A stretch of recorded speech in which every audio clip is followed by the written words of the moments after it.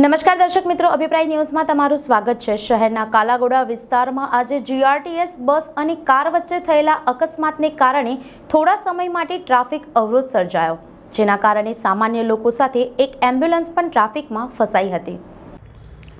શહેરના કાલાઘોડા નજીક જીઆરટીએસ બસ અને કાર વચ્ચે હળવો અકસ્માત સર્જાયો હતો। અકસ્માત બાદ બંને વાહનો વચ્ચે માર્ગ અવરોધાઈ જતા રોડ પર લાંબી લાઈન લાગી હતી, જેના કારણે સામાન્ય લોકો સાથે એક એમ્બ્યુલન્સ પણ ટ્રાફિકમાં ફસાઈ હતી। ઘટનાની જાણ થતાં સ્થાનિક પોલીસ તાત્કાલિક સ્થળ પર દોડી આવી અને તરત જ સ્થિતિ કાબૂમાં લેવા કાર્ય શરૂ કર્યું।